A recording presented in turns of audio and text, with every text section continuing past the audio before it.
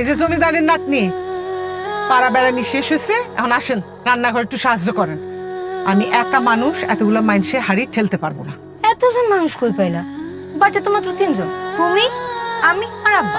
জি না, শহর থেকে মেহমান আইতেছে, তোর আব্বার বন্ধু তার পোলা আইতেছে, কয়েকদিন থাকবে।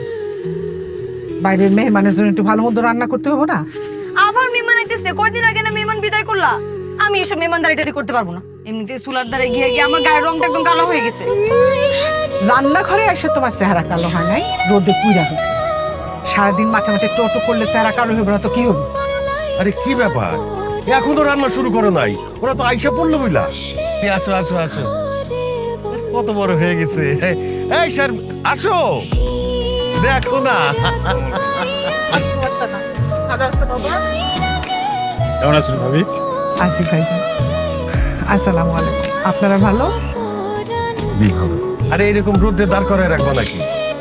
বাবা চলো ভিতরে গিয়ে হাত মুখ ধুয়ে নিবা, তারপরে খাওয়া দাওয়া করবো। চলো চলো আসো। তাড়াহুড়ার কি আছে? এত গরমের মধ্যে আসছে, এতক্ষণ না খেয়ে থাকবো। শরবত নেন।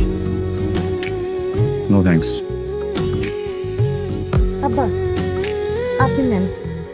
মানে আপনি তো আমার আব্বার খুব থেকে কাছের বন্ধু, আমি তো চাইলে আপনার আব্বা ডাকতেই পারি না? অবশ্যই।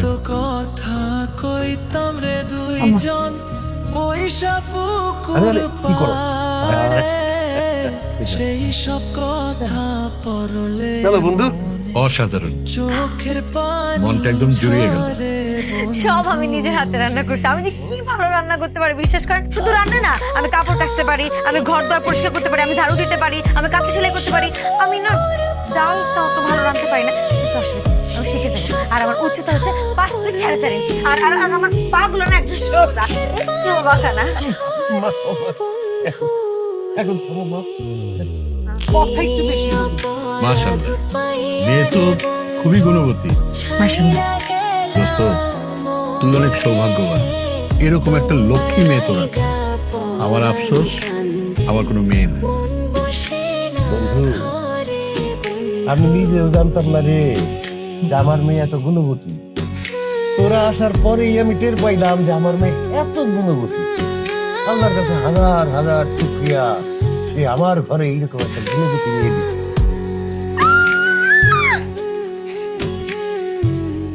বাড়ির পাশের কদম গাছে সি সি সি সি বসে কি দেখলাম? কতটি আমার মনে কষ্ট দিয়া করে করলা বিয়া বন্ধু। সরি, একটা কমন সেন্স আছে না? নক্কর ঢুকবেন তাকে মানুষের নাকি? আচ্ছা, আপনি শুধু এরকম সরি সরি কোন কেন? সমস্যা কি আপনার? আসলে সরি তো আমার করা উচিত ছিল। সত্যি তো আমার তো এরকম নক না করে ঢুকা উচিত হয়নি। কিন্তু মুরব্বীরা একটা কথা বলছে, যেটা হয় ভালোর জন্য হয়। সরি, আবারও কর সরি। ওইভাবে বলিনি। শোনেন, বিষয়টা একদম ফানি না, হ্যাঁ? পুরো বিষয়টা আনকমফোর্টেবল করার মতো। আনকমফোর্টেবলের কি আছে?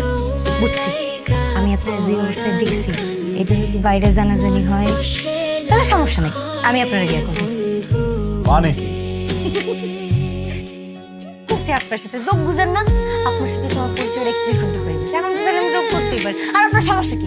আপনি আমার তুমি করে করবেন, আপনি আপনি করে করবেন না, ঠিক আছে? ঠিক আছে, যেন আপনি করে বলেন। আচ্ছা, আপনি কি কত একটু কম বলেন? না, আমার সাথে কম বলেন কেন? ইন্টারেস্ট পাই না তাই। ধরেন নাস্তা রুমে দিচ্ছেন, বাইরে বলছিলাম সবার সাথে। বাইরে থেকেও নাই। নাই মানে? জানি না, কোথায় গেছে? তাদের দেশে ঘুরতে গেছে। আর যাওয়ার আগে আমরা হয়ে গেছে আমি যাতে আপনার যত্ন নিই। আচ্ছা, এখন সুখে আছো আপনার কি লাগবে? স্বামীর ঘরে যা আমি কি করতে পারি আপনার জন্য? দুঃখে কপাল লইয়া রে আমি ঘুরি পাগল হইয়া বন্ধু রে।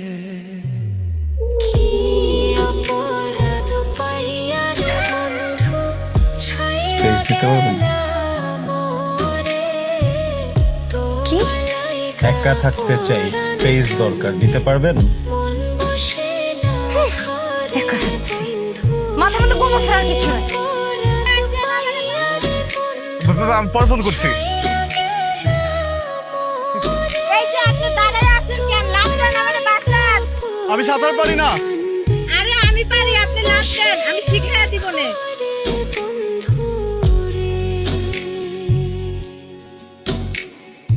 আরে কই যান, বাঁচান আমারে। মন বসে না ঘরে বন্ধু রে, তোমার শুনেন, লাগিয়া পরাণ আমগো ক্ষেতের আনারস কাউরে দেই না, আপনার জন্য আনি। মন বসে না Thank you. ঘরে কিন্তু আনারসে আমার অ্যালার্জি আছে, ডক্টর খেতে নিষেধ করেছেন। আচ্ছা তাহলে কালকে অন্য কিছু আনবো না, আমগো অনেক জমি জমা তো। আর বলুন।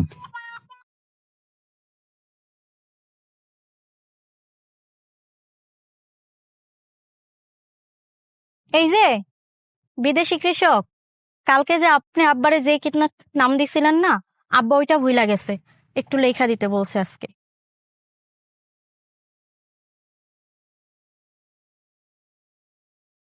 কাগজ? কাগজ তো নাই, হাতে লেখা দে।